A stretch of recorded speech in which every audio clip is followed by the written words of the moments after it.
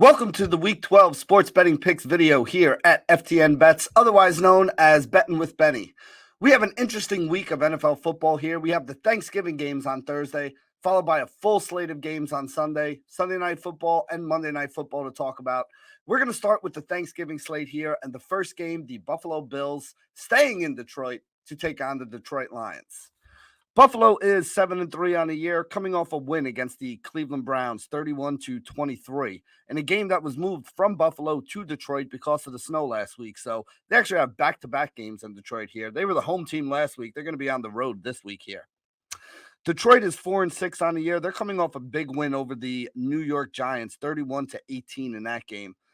When I break everything down here on a neutral field, I get Buffalo's probably about 10, maybe 10.5 points better than Detroit. Factor in home field advantage for Detroit here. It gets down to about 8.5 for me. DraftKings has this at -10. FanDuel has it at -9.5. I mean, is there a little bit of value on the Detroit side? Yeah, but are you really going to feel good eating turkey on Thanksgiving, having a ticket that is going to require the Detroit Lions not to lose by 10 to the Buffalo Bills? I mean, like I said, I have a little bit of value on here, maybe a point and a half on the Detroit side, but I don't know if it's enough for me to really want to go out and bet it here today. The second game on Thanksgiving is going to be the 7-3 New York Giants taking on the 7-3 Dallas Cowboys. The Giants coming off that loss to Detroit, 31-18 that we just talked about here. That game was in Giant Stadium too, so they lost to them at home, 31-18. Dallas coming off a straight up beatdown of the Minnesota Vikings by a score of 40-3 in that game there. So when I break the numbers down on this game, I get that the Dallas Cowboys should be favored by about 6 points. I had them about 4 points better on a neutral field. Factor in home field advantage, the number gets to 6.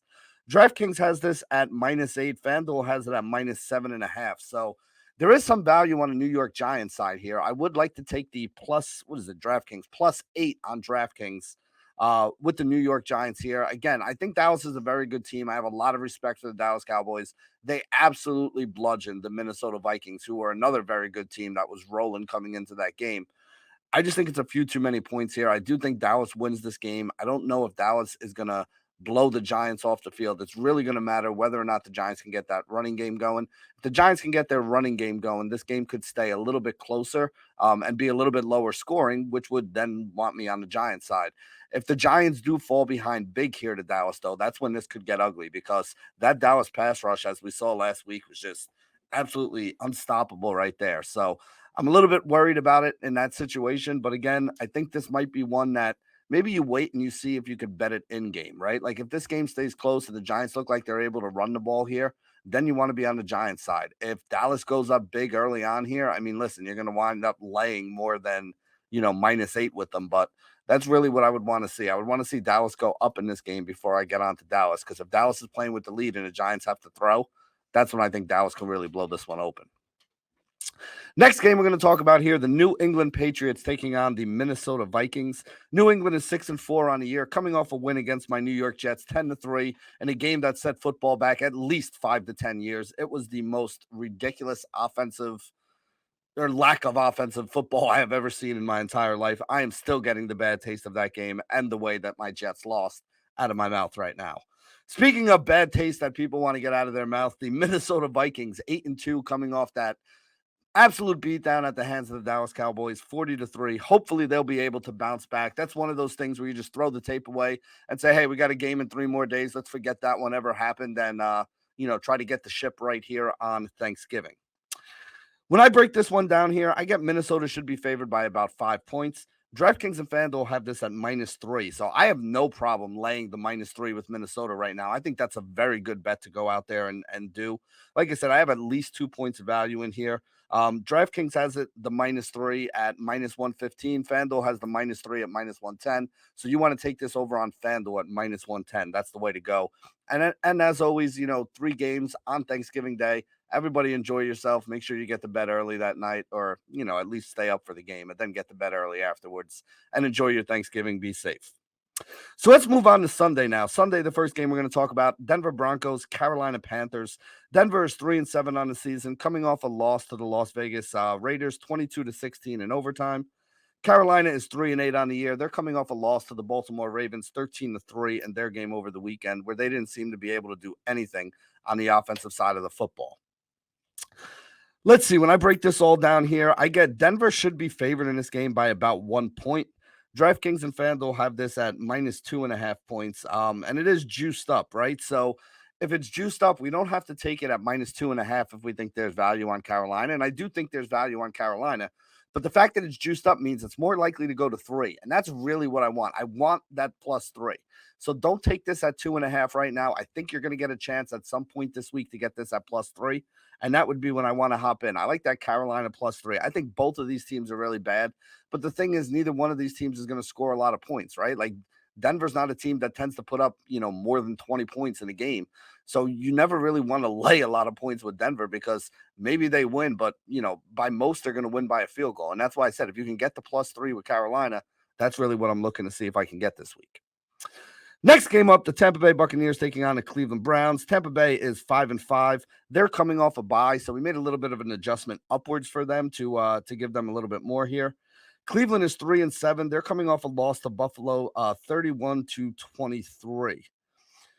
This is interesting, right? Because when I break this down, I do get Tampa Bay should be favored on a neutral field, but when you factor in home field advantage, it gets down to like maybe a pick 'em or maybe even Cleveland being favored by like half a point here. So FanDuel and DraftKings both have Tampa Bay favored by 3. And I just think that's wrong, right? Like I said, if anything, I would actually lean to Cleveland being favored here at home. So for me, the way I want to do this is I want to take the plus 3. So you can get the plus 3 on DraftKings or FanDuel at minus 110 right now.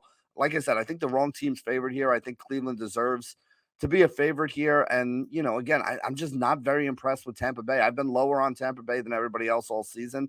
And so far, it's paid off pretty well. They have not been covering very well. They have not been a very good football team.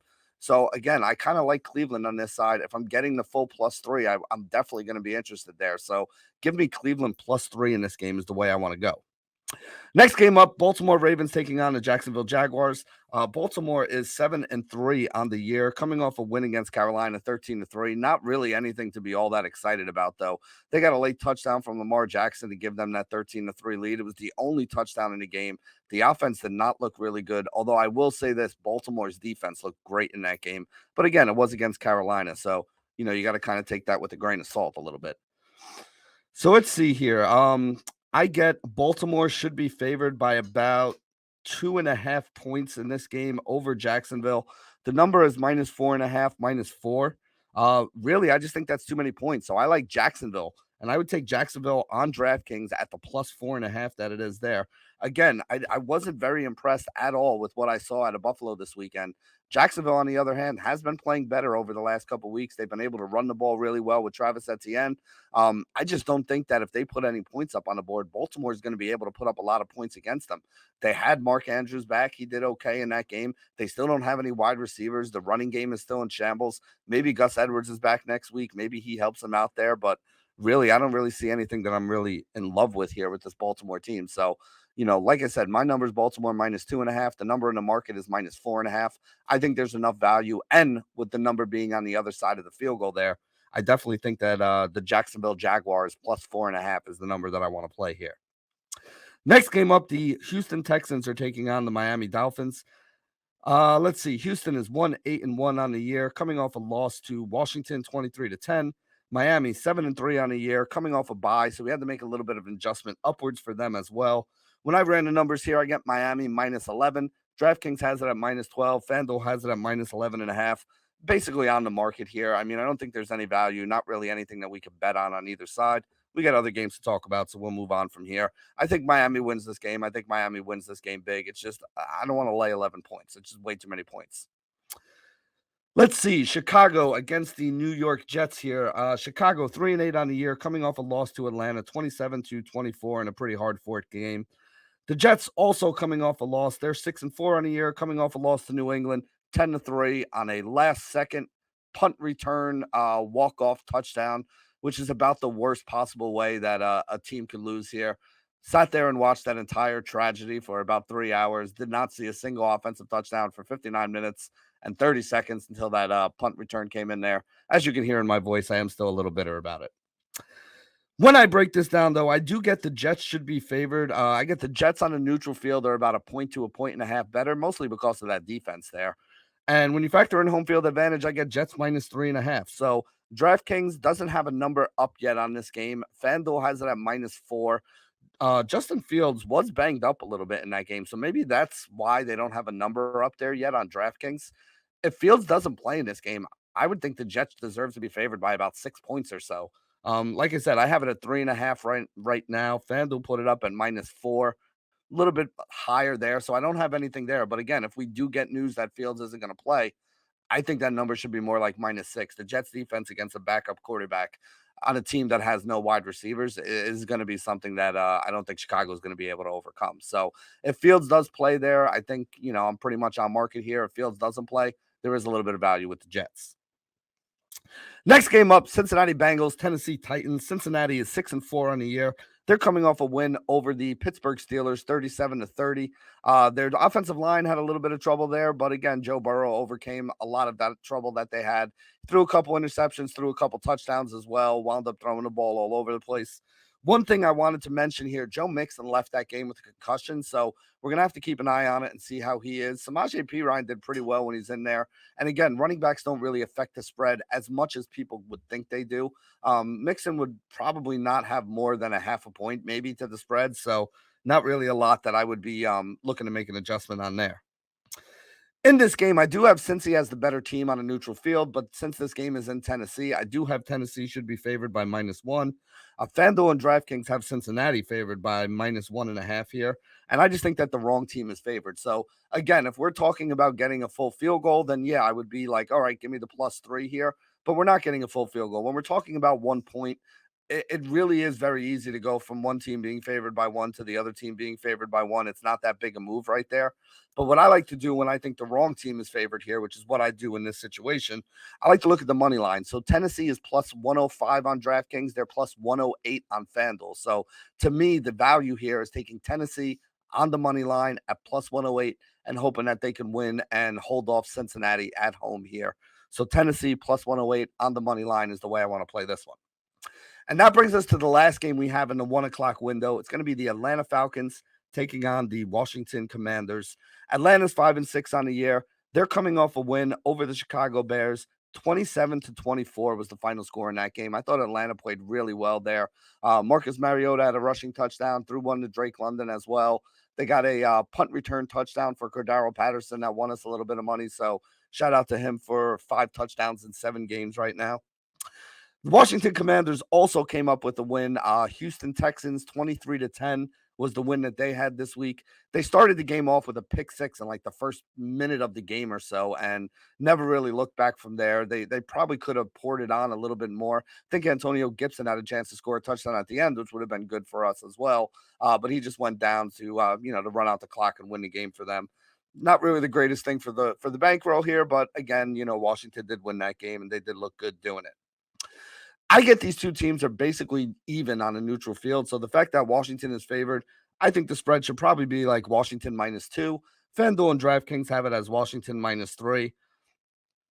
I don't know. I mean, I guess there's slight value at +3 on the Atlanta Falcons side of this game.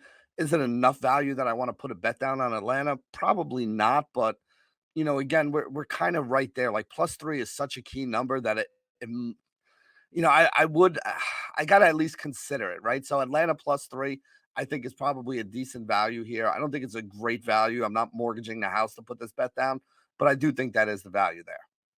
So there you go. That's going to wrap it up for the Thanksgiving games and the 1 o'clock games. We're going to take a quick commercial break here. I'm betting with Benny and be right back to talk about the 4 o'clock games, the Sunday night game, and the Monday night game here on FTN Bets. And welcome back to the Week 12 Sports Betting Picks video here on Betting with Benny, available on the Game Plus Network. If you're watching on YouTube, make sure to like and subscribe to the FTN Network channel. This way you get updated to everything that comes along. We talked about the Thursday night football games already. We talked about the 1 o'clock football games already. Now we're going to get into the 4 o'clock football games, and we're going to start with the Los Angeles Chargers taking on the Arizona Cardinals. Chargers are 5-4 on the year. Now, remember, we do this video on Sunday night, so Right now, the Chargers are currently right about halftime in their Sunday night football game against the Kansas City Chiefs. They're either going to be 6-4 or 5-5, depending on how this one works out. The Arizona Cardinals also have not played their Week 11 game. They are 4-6. They play on Monday Night Football against the San Francisco 49ers. So we really don't know, if anything crazy is going to happen with either one of these teams. DraftKings and FanDuel do not have a number up yet on this game because not only one, but both of these teams have not played their Week 11 football game here. So I'm going to give you my look-ahead numbers from last week, basically. I did not make any adjustments to this. I have not looked at any of the injury stuff. I haven't done any of that yet, because neither one of these teams played. So we don't have any of that information here. So remember, if you guys are looking to get the updated information after the news comes out, or just updated information throughout the week as more information comes available, make sure to get over to the Discord at FTN Bets. If you don't have an account, here's a little trick for you guys. Currently, we are offering a free trial version. So you're going to go to ftnbets.com/free. Use promo code Benny, Benny, and you'll get a free trial for 3 days. Now, here's a little trick for everybody out there. If you're listening to this on Sunday, why don't you wait until like Tuesday or Wednesday before you sign up for the free trial? This way you have it on through Thanksgiving and also be able to get a little bit of a look at what's going off on the what's going up on the weekend here. This way you guys will be able to see everything for week 12, get the most out of it, make some money on Thanksgiving, and then you can sign up for the account because you'll realize where the value is in it. And that's the way that you should be going about it here. Now, again, I have a number here. My number is the Chargers should be favored by -1. Again, this is a look ahead number, meaning that we don't have any information from week 11. We don't know how these teams are going to play. We don't know if there's going to be any injuries. We don't know if anything is going to change between now and then. So, like I said, this is a number you can look at later on tonight, maybe tomorrow, depending on when they decide to put it out. DraftKings and FanDuel probably have a number on this game, but right now they don't. So there's really not much more we can talk about here. Next game up, the Las Vegas Raiders are taking on the Seattle Seahawks. The Raiders are 3-7. They did come away with a win against the Denver Broncos, 22-16, in a game that went to overtime. Devontae Adams he's just an absolute stud, and that's exactly what happened here. Devontae Adams in overtime gets another touchdown. He had a 30-something yarder early in the game. He had a 30-something yarder to end the game. I mean, the guy is just unbelievable. He did it against one of the best secondaries in the league, matched up against Patrick Surtain for a decent amount of that game, still wound up putting up a big game, having great numbers. Shout out to Devontae Adams, pretty much the only decent pass catcher that is left there, the only guy that Carr trusts, with Hunter Renfrow and Darren Waller both being out right now. As for Seattle, they had a bye last week, so they are 6-4. They look great so far this year through the first 10 games. This Seattle team is pretty good. Let's see. When I break it down, I get on a neutral field, Seattle's about 2.5 points better. You factor in home field advantage, I get that number up to like 4.5. DraftKings and FanDuel have it at 3.5 right here. So I do think there's a little bit of value. Again, I looked at it right now, and that 3.5 is actually juiced up a little bit, meaning that they also think it's going to move to 4 or 4.5, which kind of stinks, right? Like, again, if you're going to take it, you probably want to take it right now at -3.5, because I think there's a much better chance that this number ends up at -4 or to my number at -4.5 rather than going down to 3. If it drops down to 3, I would be all over it. But the fact that it's already juiced up at 3.5 means it's more likely to move to 4 or 4.5. So if you want it, I think you got to go and take it now. Next game up, the Los Angeles Rams taking on the Kansas City Chiefs. The Rams are 3-7 on the year, coming off a loss to New Orleans, 27-20. Kansas City 7-2 on the year. They could be 8-2 or 7-3, depending on how this Sunday Night Football matchup that they have right now with the Los Angeles Chargers works out. So really, before we even get into the numbers here, I have Kansas City, all things being equal, I have Kansas City should be favored by about 10 points in here. But I actually think that number could be a little bit bigger and will be a little bit bigger if Matthew Stafford is not going to be able to play. Matthew Stafford had to leave the last game with a concussion. Now, again, we don't know what's going to happen. We don't know if he's going to be available. I don't know if they even care. Like, do you really want to rush the guy back in a 3-7 season where Cooper Kupp's not playing? I mean, so we got to see how that all works out. Now, Wolford, his backup, was out this week with a concussion. So Bryce Perkins, the third string quarterback, was the guy who had to be in there. If Perkins is going to be the quarterback in this game, I would say, I wouldn't doubt if it gets to 13 or 14 here. Even with Stafford in there, if it was 11 or 12, I don't think it's that far out of, where it should be here. So, again, we don't have a number yet from DraftKings or FanDuel. My number on this game is definitely going to be at least into double digits, and we're going to have to wait to see what happens with Matthew Stafford before we can really nail down exactly where that should be. Next game up, the New Orleans Saints taking on the San Francisco 49ers. New Orleans is 4-7. They're coming off a win over the Los Angeles Rams. Honestly, they didn't look all that good in that game. They did actually move the ball, so I'll give them some credit for that. They won the game 27-20. The Rams actually looked like they were going to beat them early in the game. New Orleans has been struggling a little bit here. I don't know what's wrong with this team, to be honest. They have some good pieces. They just don't seem to be playing very well. Jarvis Landry is back, which is nice. They started using Taysom Hill a little more, which is something else that I thought was interesting there. We'll have to see how all that works out going forward. San Francisco, 5-4 on the year. They play on Monday Night Football against the Arizona Cardinals. So again, we don't really know if anything crazy is going to happen in that game. If there's any adjustments, get over to the Discord at FTN Bets, and we'll have the updates there once they are available. So with the look-ahead line for San Francisco and everything else, when I broke this down, I got San Francisco should be favored by about 6.5 points. FanDuel and DraftKings have it at 8.5 points, so they have it even a little bit higher than I do. Again, I don't want to get too excited about it until we actually have a chance to see what happens in that Monday night game and see how they play. Maybe I'll make an adjustment that would wind up making it closer to 7.5 or 8.5, which is the number that the books have here. As of now, though, my number on this game is -6.5. So I do think there is a little bit of value on the New Orleans side at +8.5. But again, that may change based on what happens tomorrow and, when I adjust the numbers on Monday. Next game up, Sunday Night Football, Green Bay Packers taking on the Philadelphia Eagles. This may change. We're in that part of the season where some of these games may get flexed in, so they may change one of these games around. But as of now, I think this is the game that is scheduled to be in that, Sunday night window, and that's the Green Bay Packers and the Philadelphia Eagles. Green Bay 4-7 on the season, coming off that loss on Thursday Night Football to the Tennessee Titans, 27-17. So I did make a little bit of an adjustment up for them because they do have a little bit of extra rest coming into this one. Philly, on the other hand, is 9-1, coming off a win against the Indianapolis Colts, 17-16, in a game where they really did not play well, and, luckily were able to hold on and get the win there. When I break this down on a neutral field, I get Philly is about 3 points better. When you factor in the home field advantage, I get Philly minus like 5.5 is probably around where the number should be. FanDuel and DraftKings has this at -6.5. So, I think it's a few too many points or a point too much, but it's not enough that it's going to put me onto the Green Bay side of this game. So I do still like Philly. I do think Philly wins. I'm not going to be playing Green Bay, but I do think -5.5 is too many to lay. And then that brings us to the last game that we have here, which is the Pittsburgh Steelers taking on the Indianapolis Colts. Pittsburgh 3-7 on the year, coming off a loss to Cincinnati 37-30. Colts 4-6-1 on the year, coming off a loss to Philly 17-16 that we just talked about.